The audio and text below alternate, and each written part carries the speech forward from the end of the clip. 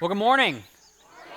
Very good. Wow, that was a rousing welcome. Thank you. I am so glad to be here. My church is terrible. They would never say good morning like that. So it is great to be here. Thank you for having me.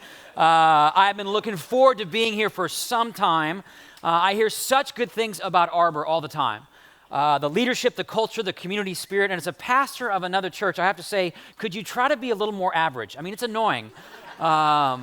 And it's great to be here. There's a great connection between North Shore, where I serve, and Arbor, in terms of that being the sending church for this amazing community. And I was just talking to someone this morning that said, hey, you know, they've been here since the beginning, and said, hey, I left as soon as you were coming. So don't know if I take that personally or not. And I've also had the privilege of getting to know Jake, who is just an amazing guy. And I know you know this, but Jake is the real deal. An amazing leader, pastor's heart, action-oriented, has a passion to make a God-sized dent in the Puget Sound. And so, Jake, thanks for having me. I think he's off to watch the football game this morning, so it's part of why he picked this weekend. Just a little about me. I am originally from Little Rock, Arkansas. Anyone ever been to Arkansas? Okay. Anyone going back to Arkansas? Yeah, see? I'm just kidding. I love my home state. I say that for the recording because if my parents ever listen, they'll get mad if I said that I didn't love Arkansas. But I grew up in Arkansas. I went to college in the Bay Area in California, where I spent the better part of, the better part of the next 20 years, and then including 12 years where I served at a church called Menlo Church before coming here to lead at North Shore, just down the road. I think I have a picture of my family. Are they? You see them? Yep. That is my wife, Nina, and our daughter, Nora, who is cute like her mom and needy like her dad. So this is our family, and we're expecting a baby boy in February. So life, thank you. We are super excited about that. I have been serving in the church, or in churches, for over 20 years. And the longer I serve, the longer I'm part of a church, the more passionate I become about what you're talking about right now as a church community. How to be more like Jesus. How to be just like Jesus. Because the ultimate goal of being a disciple of Jesus, and if you're new to the church, you'll hear this phrase, disciple. It just means a student of, an apprentice of, someone who is committed to do what Jesus would do if he were you. That's being a disciple, just like Jesus. But it's not something that automatically happens to you, is it?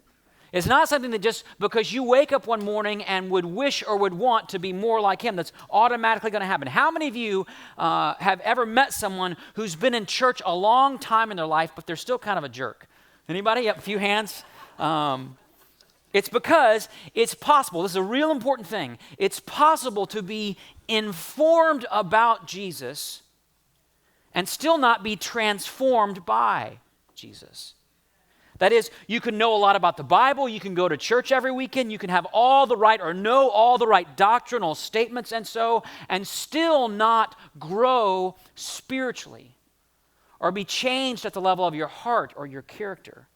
And by the way, I'm not just suggesting this applies to you in the seats. It applies very much to me. Even as a pastor, I experience this transformation gap all the time. Some time ago, I was boarding an airplane, and there was a woman who was in the aisle in front of me, and she was trying to get her bag into the overhead bin, and she was really taking her time.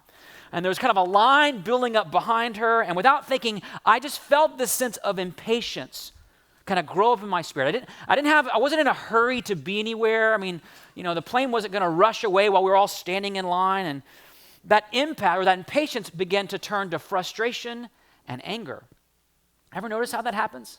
It's almost like there's frustration and anger living inside me somewhere, and this just sort of tapped into it. I mean, I didn't decide or stop and decide to be angry. It just was kind of waiting to come out. In fact, she wasn't looking at me, so I started giving her this really kind of clear look, like you're wasting my time and ruining my morning. Like the look some of you are giving me right now. Like you're wasting my time. I'm not sure how this morning's going to go. And then that anger became kind of this sense of almost judgmental contempt. This is all while in a few moments standing in line. This sense of judgmental contempt. Like she must be just an inconsiderate person. She probably treats everyone in her life this way. And so, you know, I'm getting impatient, I'm getting frustrated. So for totally selfish reasons, not because I care, just for selfish reasons, I say, can I help you with your bag? And she looked back at me and say, hey, you're the pastor at my church. And I said, yes, I am. Clearly not a very good one, but yes, that's what I do from 9 to 5. You see, the great problem, and this is true for every human being, doesn't matter where you come from or what your background, the great problem of spiritual life in our day is not a deficit of information. I mean, that's part of it, but it's not a deficit of information, it's a deficit of transformation. What the Apostle Paul called sanctification. I know you talked about that last week. It's why Jesus would say things like, "Why do you call me Lord, Lord, and not do what I say?" Like, why don't you put it into practice? Why don't you actually experience change? And if you're a longtime follower of Jesus, you know this is true. You know how this, no matter how much you know, you still see all the places where you have room to grow, right? And if you're not, if you're here, if you're not sure about faith or God or someone, maybe you're visiting here, some of you are here for the first time, and me too, I'm here for the first time this morning. This is a great way for you to see inside why so many Christians in your life, or people who call themselves Christians, have problems doing what they say they should do. Because this is part of the human condition. And so I'm so grateful to be part of this series, this conversation that you're having. And it kind of leads me to the word that I want us to kind of dwell on, talk about, think about together as a church this morning. And it's this word, love. Love. Question: what comes to mind for you when you hear the word love? Maybe for you, that commitment's great. Maybe for you, love is a feeling. It could be a feeling of affection or tenderness or even romantic love. I grew up kind of influenced by the Disney kind of fairy tale narrative culture, which had this real interesting picture of falling in love. And all the stories started the same way, once upon a time. You know it, right? And there was always a prince and a princess who fell instantly in love, but then something bad would happen, and there was always an evil queen or stepmother. But no matter how bad things got, love always won out in the end. You know, Cinderella married Prince Charming, and Sleeping Beauty married Prince Charming, and Snow White married Prince Charming. Kind of sounds like a sleazy guy, actually, if you think about Prince Charming. He's marrying everybody. Maybe for you, love is how you describe what you're passionate about. You find yourself saying things like, "I love being in the mountains," or "I love these new shoes," or "I love Cinnabon cinnamon rolls." One of the great proofs of the existence of God, the Cinnabon cinnamon roll. Maybe for you, love is how you express preference for one thing over another. You love tea versus coffee. You love dogs versus cats. I'm not from Washington, but I've been told there's a significant football game coming up this Friday. Anybody know the game coming up this Friday? Apple Cup, right? Husky fans will say they love UW. And Cougar fans will say they love Wazoo. Love is an expression of one thing over another. By the way, any guesses on which team God loves more? No. It's Stanford, right? Stanford, where I went to school, is where that was. So, yeah. I knew that was not going to get any applause in this room. But here's what's so amazing about all of our conceptions and the way we think about and talk about love in our day. Jesus never talked about love as a feeling. He never talked about it as a feeling that you could fall in or out of. He never talked about love as an expression of preference or as a vehicle to describe passion. Just a few hours before he was arrested and eventually crucified, Jesus said these really remarkable words to his first disciples. He said, "A new command I give you, love one another. As I have loved you, so you must love one another. By this, everyone will know that you are my disciples if you love one another." Notice that love is a verb. It's not something that you feel. It's something you do. One of the best definitions of love I've ever heard is to love means to will the good of another person. Simply to will the good of another person. And this willing the good is not, Jesus does not speak about it as a matter of preference or affinity or if you feel like it. It's just a matter of fact. It's a way of life. And he says, you must do this. And it's not just a command, it's actually a brand marker. Some of you in marketing, you understand a brand signal, something that identifies who you are and what you're about. Jesus says, this is how the world will know that you follow me, that you trust me, that you believe in me. This is the thing. I once saw someone who had a t-shirt on that said, they'll know we're Christians by our t-shirts. Which is, in some ways, actually how we live out our lives. But not so with Jesus. He says it's not going to be about how you preach or pray or go to church on the weekend, but how you love. And love what? One another. Other people. Which means if we want to be just like Jesus, we have to learn to love people like Jesus, which is what we're going to learn about together today. But there's a big problem with this loving people like Jesus, and it's a simple thing that often in churches we don't want to admit or don't want to confront, and it's that other people can be quite hard to love, right? Quick show of hands. Anyone else have someone in your life who's not always easy to love? Don't look at them, just hold your hand up, right? Okay? Right? Maybe there's someone in your life who's always negative or critical. Maybe there's someone in your life who tends to be full of themselves or always self-promoting. Maybe there's someone in your life who never listens well or doesn't empathize. Maybe it's someone in your life who's always pushing their ideas or their beliefs or their politics on you. Maybe it's someone in your life who's hurt you or betrayed you or broken trust with you. Maybe it's someone who's taken advantage of you in some way. Maybe it's just somebody that gets under your skin. It just bothers you for some reason. You're not even sure why, but they just seem hard for you to imagine loving. And in our world, the message when it comes to difficult people is this. You might have to put up with them. You might have to tolerate them when they show up at your house on Thanksgiving, and you might need to be polite to them or at least to their face, but you don't actually have to love them. You don't actually have to sacrifice for them. You don't actually have to will their good. You don't actually have to seek to bless them. You don't actually have to encourage them. You certainly don't actually have to sacrifice or lose anything on their behalf. But Jesus set an entirely different standard. I don't know if you know about this, an entirely different standard when it comes to love. He said things like, love your enemies. What? Jesus, that's crazy talk. That doesn't do anybody any good. He said things like, do good to those who hate you. What? Bless those who cursed you. Pray for those who mistreat you. I mean, think about that. When someone mistreats you, they cut you off in traffic, when they've hurt you in some way, is your first gut instinct to pray God to bless them? Of course not.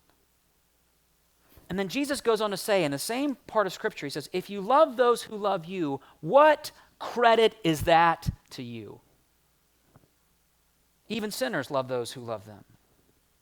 In other words, Jesus is not that interested in how you loved your loved ones. Now, I want to be careful that I don't get called out for saying the wrong thing. He cares about it, right? He wants your marriages to be great and your relationships to be strong and relationships with your friends and colleagues and coworkers to be well. But the revolution that hit the early church, what marks the church as a different kind of organization, an organism, so to speak, the revolution that caused the church in its first few hundred years to be the fastest growing movement the world had ever seen. In fact, the early church, I don't know if you know this, grew over 40% per decade for the first 300 years. That means around 1,000 people in 40 AD to over 33 million people 300 years later.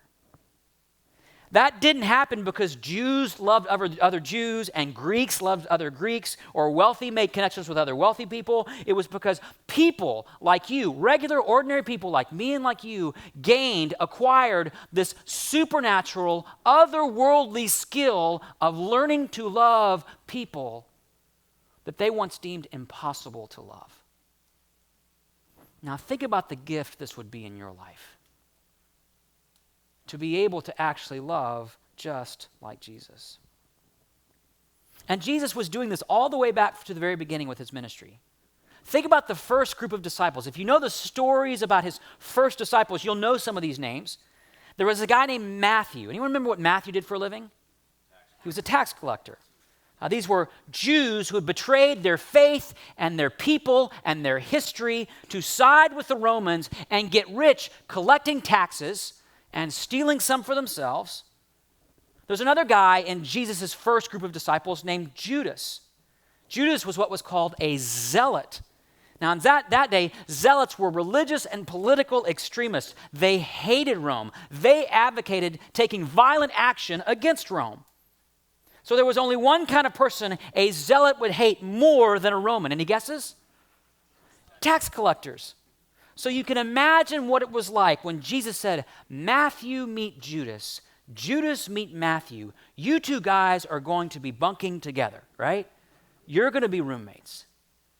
And you're going to learn to love in a way that no normal human being can love.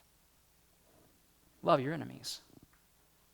Pray for those who mistreat you. That was a real time in your face. We're going to have to learn to apply this kind of thing. And if we're honest, it's a real time in our face. We're going to have to learn to apply this kind of thing too, because there are people in our lives, whether we admit it on Sunday at church or not, that we simply cannot bring ourselves to love. And there's people in my life too. And so I want to talk this morning about how to do that. So we're going to look at a story from the Gospel of Matthew. If you have a Bible, you're welcome to turn to that. If not, it's going to be okay. We're going to have it on the screens for you. And this is one of the strangest stories in the Bible. It's one of my favorites because it's just such a strange story. And for a long time, I could not understand it. I didn't understand it. I would just kind of pass by and not think too much about it. And you'll see why as I read through it. But as I've come to see what Jesus was actually doing in the story, this story has become incredibly instructive to me on how to love people who are hard to love. So this is from the Gospel of Matthew, starting in chapter 15, verse 21. Matthew writes this. He says, leaving that place, they're in Galilee at the time, Jesus withdrew to the region of Tyre and Sidon. Now, just FYI, this is a strange place for Jesus to go. The region of Tyre and Sidon was north of Galilee along the Mediterranean coast, and it was known for its idolatry, its pagan religion, people who would be considered in that day by first century Jews as unclean, impure, hard to love. In fact, no devout Jew, especially someone like Jesus, a first century rabbi, would go to a place like this on purpose, but Jesus did. It's funny, Jesus is always going to the wrong places, isn't he? And then the text says this, a Canaanite woman from that vicinity came to him crying out, Lord, Son of David, have mercy on me. My daughter is demon-possessed and suffering terribly. Jesus did not answer a word. So his disciples came to him and urged him, send her away, for she keeps crying out after us. And he answered, I was sent only to the lost sheep of Israel. You can flag that statement. We'll come back to that in a few moments. The woman came and knelt before him. Lord, help me, she said. And he replied, it is not right to take the children's bread and toss it to the dogs. Yes, it is, Lord, she said. Even the dogs eat the crumbs that fall from their master's table. Then Jesus said to her, woman, you have great faith. Your request is granted. And her daughter was healed at that moment. I told you, it's a weird story, isn't it? I mean, it's almost like somebody caught Jesus having a really bad day. Or someone had their phone out and caught kind of the viral, no one was watching video and posted it, and Jesus is super embarrassed, like, I can't believe that one got online. I mean, this woman approaches Jesus seemingly humbly and in need of help, and he ignores her and then appears to insult her, which at first glance, I mean, this seems like a story of how not to love, right? And by the way, if you were going to make up stories about Jesus to create a religion so that people would follow it, you wouldn't make up a story like this. It's one of the reasons I love that this story is in the Bible. It reminds us that this must have happened because they wouldn't keep the story in if it was just made up.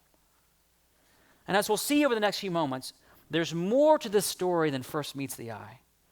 There are some key lessons on how to love people who feel hard to love that can help you love more like Jesus in your life. And we're going to look at 4 of those lessons for the next few moments. You can write these down as we go if you'd like. First lesson is this: love doesn't mean just be nice. Just be nicer. And that's like the subtle motto on almost every church I know. Well, just come to church, go on Sunday, be in a group, and just be a little nicer out there, right?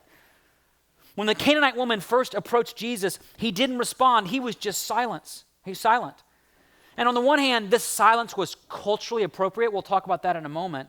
But on the other hand, his silence confronts our tendency to smooth over our discomfort with other people by just being nice. I actually believe one of the great problems in the church today is this perpetual need to smooth over disagreement or dislike or frustration or conflict with just a sense of polite niceness. We're all trying so hard to perpetually be nicer to each other. And it's a culture killer, actually. When I first came to North Shore on staff, this was a huge problem on our staff team. I would hear all these complaints and criticisms by people in private. You know, he always does that or she never does that. But when we're in meetings, everybody was super polite and nice to each other. So I pulled the leadership team together and said, we're going to do something different. We're going to go around the table and not just say what we like or appreciate about each other. We're going to say to each other what we don't like, what we're frustrated by, what we've been bothered by. Sounds kind of crazy, right? It was a little bit. Then it was so interesting. Everyone started out with this kind of habitual need to maybe say a little bit and then go right back into being polite. There was, that one time that you talked too much, but, I understood you had a lot to get done and you tend to be late to meetings, but I get it. You're kind of a busy person. And until finally I was like, I know we all love Jesus and we all love the church, but nobody can like each other this much. I know there's more going on in here. And then it was like the floodgates just opened up. It was wild. It was like a Dr. Phil show. It kind of went everywhere. And there was all this pent-up frustration that just kept coming out. And they were honest with me too. Someone said, Scotty, I think you can be dismissive of others. I think you can come off as arrogant and aloof. You don't always listen as well as you could. And it was painful to hear those things. But I was so grateful that somebody had the courage to name it. They no longer work at our church, but I was so grateful that they had the courage to name what they were thinking. I'm just kidding about that. I'm just kidding. Here's the deal. You can't actually learn to love someone if you're always trying to be nice. Just going to give you a little freedom in your life right now. You can't actually learn to love somebody if you're always trying to be nice. Jesus never once said, follow me and I'll teach you how to just be nice. And because of that exercise, we actually came up with a staff value that reflected this kind of breakthrough moment called we say the last 10%. We say the last 10% because most people, you see, are willing to share about 90% of what's true. Maybe they'll get all the way to 90%, but that last 10%, that last little bit, they'll hold back because it might be hurtful or not well received. But the real hurt happens when we don't say it, when it comes out in other ways and to other people, which, by the way, is where we always go. We won't say the last 10% to the person, but we'll go tell somebody else, which kills community. So love doesn't mean just be nice. Now, that doesn't mean that we should be unkind or cruel or mean-spirited, but the goal of the Christian life is not just be nice. So hear that. If nothing else, that's a gift of freedom for you this morning as you go from here. That's the first lesson. Second lesson is this. Love, Jesus' kind of love, doesn't avoid hard conversation. Love, Jesus' kind of love, not our kind of love, but Jesus' kind of love doesn't avoid hard conversations. In the story, Jesus remains silent in those first few moments, but his disciples don't. Remember what they do? They interpret his silence as a chance to dismiss this woman. They go to Jesus and say, send her away. She's bothering us. Now notice, they don't speak directly to her. They avoid her. They don't want to risk having a hard conversation or a difficult moment or getting into conflict. Just moment of confession. Anyone else ever avoid a hard conversation in your life? Do you feel like, I don't want to have it, I'm not going to go there? Yeah. I catch myself doing this all the time. A few weeks ago, I was with my 2-year-old daughter, Nora, at a park near our house. And while she was playing, I took my eyes off her for just a second. And when I looked back up, she was actually kind of running out of the park into the parking lot and towards the street. And there's cars coming and going. And so I kind of just had this moment of panic. I yelled at her, stop, stop, stop. And I was running as fast as I could just to catch up to her to make sure she didn't get out into the road. And I got to her right before she walked into the street. And she looked at me with this sweet little innocent voice and said, "What's the matter, Daddy?" And I said, "Sweetheart, you can't walk out into the road like that. That's why there's cars that may not see you. That's why you always hold Daddy's hand. But what matters is that you're safe. What matters is that I love you and that you promise not to tell your mommy about this when you get home, okay? Because I want to avoid that hard conversation of sharing about what just happened. It's just a human nature. We just do this. We want to avoid saying the hard thing or admitting something we did or calling somebody out. It's our first instinct. Some of you have heard of the terms fight or flight. You've heard these terms before in terms of it's basically a way of describing the body's kind of acute stress response. Like when stress goes up, we have this tendency to want to fight, get aggressive, or flight, run away. And it happens to us automatically. Your body, your brain is wired to go to one of those two places. And so our relationships will often be defined by one of those two things. Question, how many of you grew up in a home that was defined by verbal conflict, lots of noise, people spoke up, maybe sometimes too loud, too much? Anybody have kind of the high verbal, lots of conflict home? A few hands. How many of you were raised in homes where conflict was like avoided like the plague? Like everyone was passive, no one really spoke up, kind of more the avoidant side? And what happens is, this is kind of just sort of side note, people who grew up in one home often marry people who grew up in the other kind of home.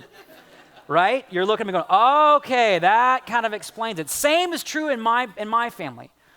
Nina grew up in a house that was far more expressive and verbal, and they'd say what they think. And in my home, it was much more quiet and lots of smiles, and it didn't feel like conflict was always handled maybe up front. And that led to all this tension between us. But here's the thing, fight or flight, they're actually both ways to avoid. We get aggressive, we get loud because I don't want to have a real, honest, heart-to-heart conversation. I don't want to have you say anything to me about me. Or flight, just avoid, get quiet, withdraw. And this is especially true when it comes to people who seem hard to love. We avoid the difficult conversation. We avoid speaking truthfully, or we speak truthfully about the person to somebody else. But if you think back to the story, Jesus didn't avoid that woman that everyone else wanted to avoid. Now, it's easy to focus on what he said. We'll come back to that in a moment. But the most shocking detail in the story is that Jesus actually spoke to her. See, in those days, it was inappropriate for a man, especially a rabbi, to speak to a woman in public, especially a Gentile woman. But Jesus did not avoid. He talked to her. He stepped into the difficult conversation because that's what love does. That's what love does. And I imagine every one of us can think of at least one person in our life, one person right now, that you're avoiding having that conversation with. Maybe it's an apology that you need to make. Maybe it's an apology that you need to ask for. Maybe it's sharing how somebody made you feel or confronting somebody with something. One of the practices I have at work, every day when I leave the office, I'll make a note of the conversations that I need to have, or that I avoided that day. And there's often several of them. And sometimes I'll be able to go and have them that afternoon. Most of the time, I make sure I come back to them the next day. Sometimes I'll just admit it. I'll confess, I just ignore them. A couple days goes by, and guess what happens? You don't feel it so deeply anymore, right? You don't feel so bad about it. You're like, that wasn't a big deal. I feel a little better. I'll just kind of move on. It'd be awkward to bring that back up. And the longer you wait, the less frustration or hurt you feel. But it's not because the relationship has been improved. It's because the relationship has been weakened. You've allowed this gap, this distance, this fracture to go ahead and become more of a permanent part of that relationship. You've tolerated it. And so you have to be intentional about this. You have to ask yourself, what person, what conversations am I actually avoiding? And then schedule it, because love doesn't avoid the hard conversation. That's the second lesson. Brings us to a third lesson, and this is going to get real personal here. Love means confronting our hate. Love means confronting our hate. Hate? That's a pretty strong word. I mean, some of you are thinking, wait, I don't hate anybody. I'm not always happy with people. I mean, I get frustrated with people. I don't hate anybody. And that's because we tend to think of hate like we think about love, as a kind of emotional, something that you feel, that you fall in and out of. But remember, the Bible doesn't speak about love as a feeling, nor does it speak about hate as a feeling. They're both something that you do. Hate doesn't will the good of someone else. Hate will tolerate indifference with someone else. Hate is a way of saying, you are worth less than me. You're just, in some ways, you're worth a little bit less than me. In the field of education, there's something called the hidden curriculum. Anyone ever heard of the hidden curriculum? What it means is, in every school, there's a formal curriculum, math, science, geography, whatever you have, all the kind of formal subjects you learn. And then there's a hidden curriculum, which is who sits with who in the lunchroom, who's cool and who's not, who's in and who's out. The hidden curriculum operates along this dividing line between the words us and them. And here's the thing about life and our lives. Almost all of us have an us and a them. And who's the them in your life? We all have a them somewhere. Them could be people who look different than you. The them could be people who live different than you. The them could be people who believe different stuff than you. The them could be people who vote differently than you. Everybody's got a them. But here's what I'm getting at with this word hate. Love means there is no them. There is no them. Look back at the story in Matthew. After the disciples try to send this woman away, she turns to Jesus and says, Lord, help me. And he has this strange reply. He says, it's not right to take the children's bread and toss it to the dogs. And just so you know, dogs in that day were not seen as sweet, beloved companions like they are in our day. In fact, I just saw an ad for a place where you could take your dog for a massage. And I thought to myself, if your dog is that stressed out, it needs a new owner, not a massage, okay? And that's just a little word of advice, all right? But in that day, dogs were unclean, they were unwanted, and it seems like Jesus is saying that's who this woman is. But there's a problem with interpreting it that way. For one, it doesn't fit with the way Jesus treats other women or speaks about them, nor does it fit with how he eventually affirms this woman. More importantly, Jesus just told his disciples, remember this phrase, I have come for the lost sheep of Israel, which means he's not trying to teach some Canaanite woman a lesson. He wants to teach his disciples a lesson. About what? About how they see this woman. About their own prejudice, their own racism, their own self-righteousness, the lack of love in their hearts. They looked down at her. They were offended by her. She was a them in a huge way. In fact, one of the morning prayers often recited by devout men in that day was, Blessed are you, Lord our God, ruler of the universe, who has not made me a Gentile, a slave, or a woman. That was what many men would pray in that day, which is why most New Testament scholars believe Jesus didn't say these seemingly harsh words looking right at the woman in the eye, but looking back at his disciples in the eye.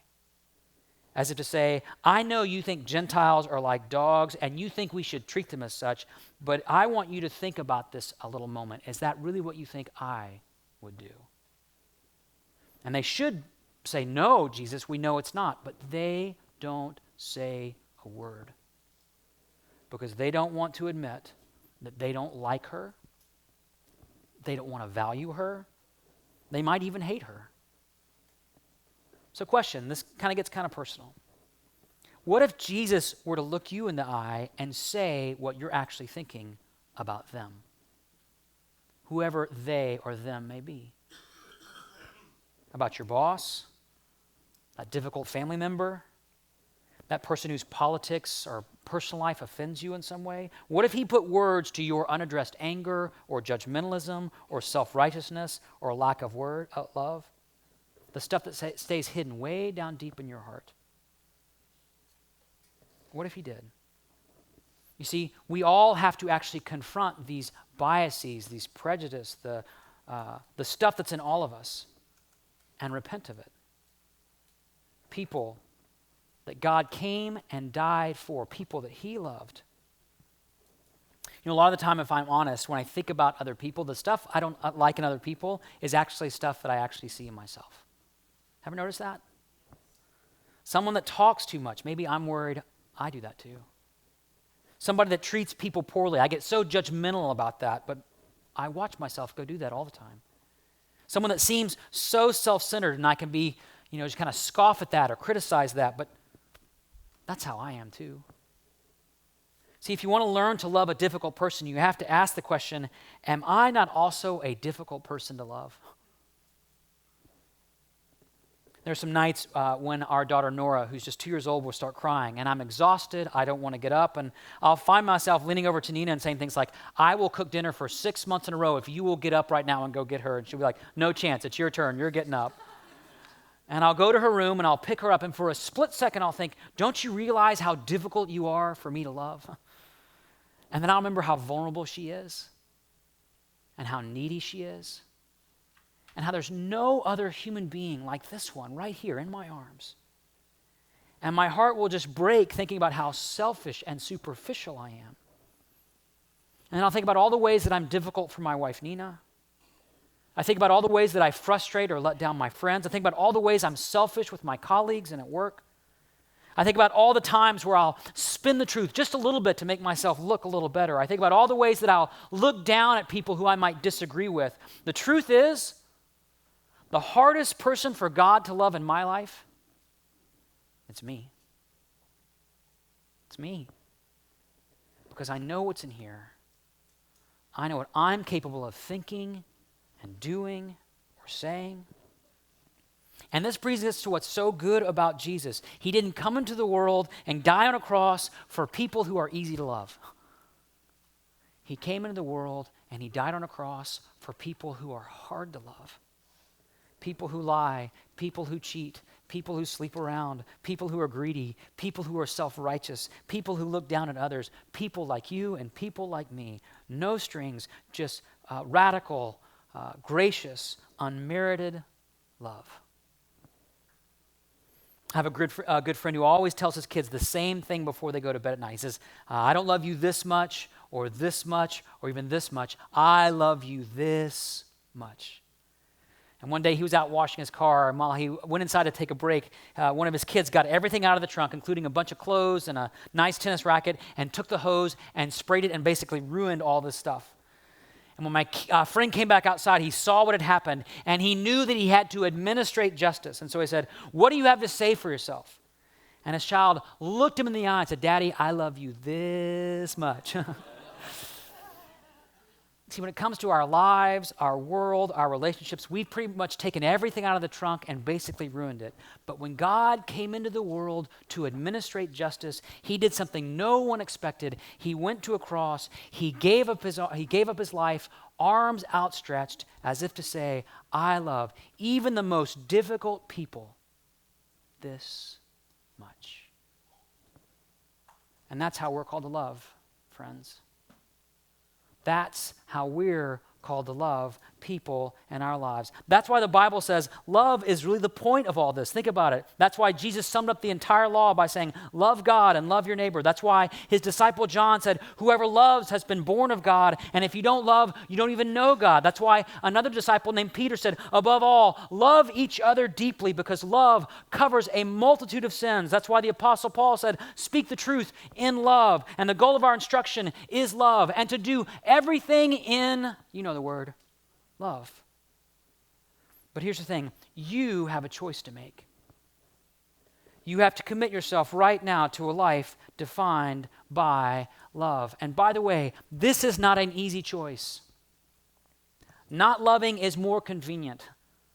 Not loving is not nearly as costly. I'd prefer just to keep, tracking with my own happiness, my own little kingdom. Not loving often feels better. Every time I get an email complaining or critical feedback, getting even or having the last word feels like a better way to go, which is when I have to make a choice. And this is the homework I want to give you this week as you go out into your life. Love that person who is hard to love. Make it a decision this week. Make a commitment this week. It's not a feeling. It's not a preference. It's not a passion. It's a choice. It's an action. It's a verb. It's something you do. It is your brand as a disciple of Jesus. This is the thing. To go and love that hard person. Just start with one. Some of you are thinking, gosh, I got 60, 70 people to think about right now. No, just start with one. Just start with one. Which leads to the final lesson. With this, I'll close. God can help you learn to love just like Jesus. God can help you learn to love just like Jesus. You can't love a difficult person in your life just by trying harder. You need God's love. You need God's help. And we learn this from not from the disciples, but from that Canaanite woman, remember, who comes to Jesus and says, help me. She even says, even the little dogs get little crumbs from their master's table, as if to say, I know you can do something for me, Jesus, not because I deserve it, but I know you can do it because of who you are. To which Jesus replies, woman, you have great faith. He uses this Greek word mega, from which we get the English word mega. Shouldn't be a trick question, okay? I know it's early this morning, I get it. It means you have huge faith, mega faith, kingdom-sized faith, because when you faced a difficult situation or a difficult person, you didn't just be nice, you didn't just avoid, you leaned in, faced it with courage, and you asked God for help. And so we're going to close and do that right now. And I want to invite you right now, here in church, even though it's Sunday, it's church, to think about a difficult person in your life right now. Think about them, bring them to mind. Shouldn't take long. But instead of praying, God, make them, which is what our hearts are often thinking when we pray or think about difficult people. Make them apologize, make them change, make them go away. We're going to pray like that Canaanite woman prayed, God, help me. Help me be more loving. Help me be more patient. Help me have that hard conversation. Help me will the good of this person. And not only can God help you do that, just imagine the spiritual revival that would happen on the east side and beyond if our churches were places where people like Matthew and Judas, Republican and Democrat, older and younger, even Huskies and Cougars, were learning together how to love just like Jesus. That's what we got to do. Let me pray. Thanks for joining us online here at Arbor. If you enjoyed watching, please subscribe to our YouTube channel and follow us on whatever social media platform you use. Maybe you're interested in joining a group, volunteering, or just want to get to know us more. Visit our website, arborchurch.com. I hope you have a great day, and thanks for watching.